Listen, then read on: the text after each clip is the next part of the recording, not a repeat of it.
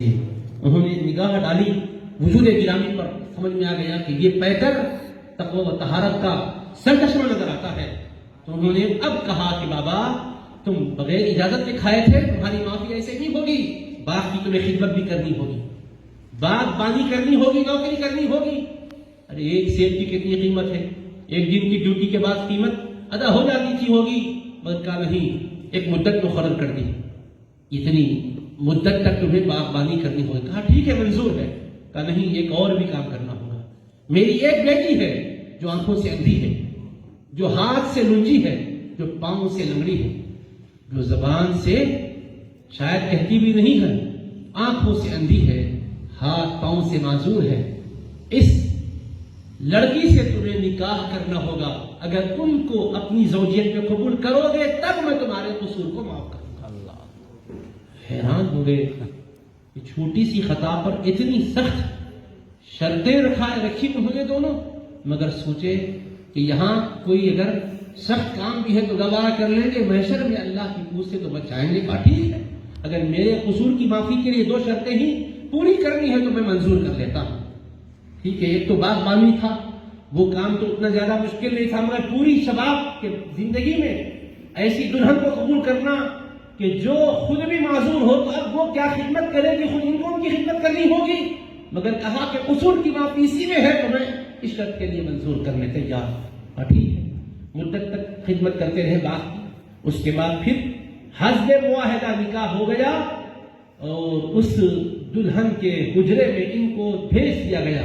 جیسے اندر داخل ہوئے انتہائی حیران ہو کر استغفار کرتے ہوئے باہر آ گئے اور کہنے لگے افسوس، غلط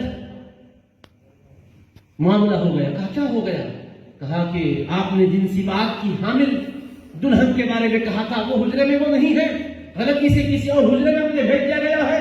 پہلے ایک غلطی تو وہ ہوئی تھی، ایک دوسری غلطی میں مجھے مبتلا کر دیا گیا ہے.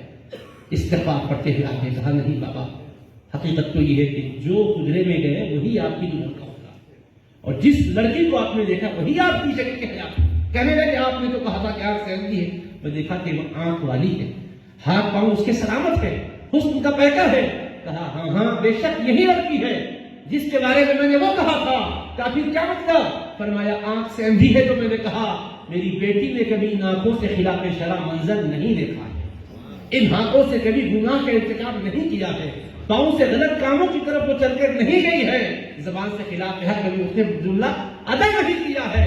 یہ میں نے جو کہا تھا یہ سب کچھ شریعت کی روشنی میں زندگی گزارنے کی وجہ سے، دنیا کی برائیوں سے بچنے کی اس نے جو عادت ڈالی تھی اس وجہ سے میں نے کہا تھا تاکہ تمہارا امتحان بھی ہو جائے.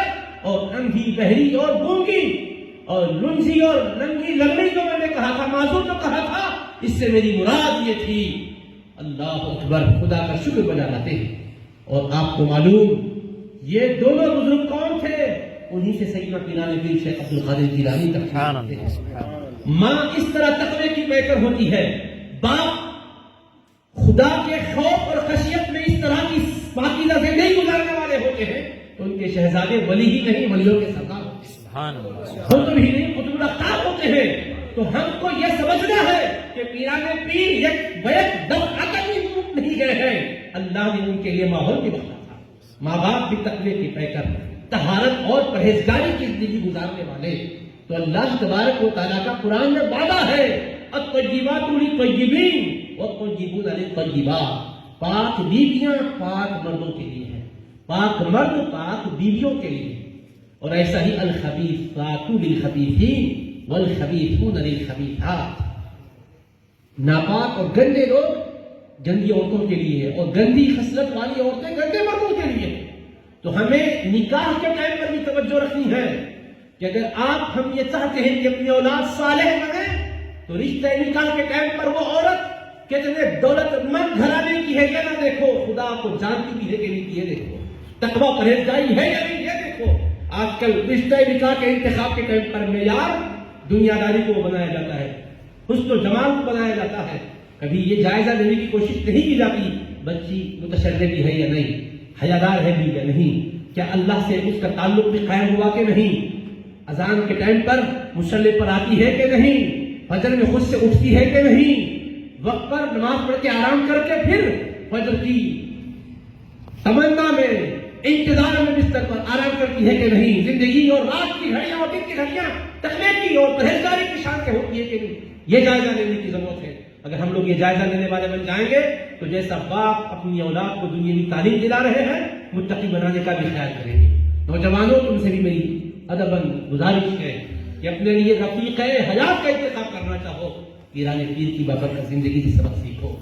اور بزرگوں میں بھی آپ سے معروضہ کرنا چاہتا ہوں اپنی بیٹیوں کو حیادار بنانے کا تہیہ کرو. تقویٰ طہارت شعار بنانے کا تہیہ کرو. ضرورت کس بات کی ہے؟ آج ہم بولتے بہت کچھ ہے کرتے کچھ اور ہے. ہماری عملی زندگی پاکیزہ ہوگی دنیا آخرت میں ہمارا یقیناً بلند رتبہ ہوگا. پیران پیر نے یہی ہمیں سمجھایا سکھایا بتلایا ہے. اللہ سے میری عاجزانہ دعا ہے کہ بارے الہا تیرے اس برگزیدہ ولی کے صدقے میں ہمارے جمع ہونے کو قبول فرما.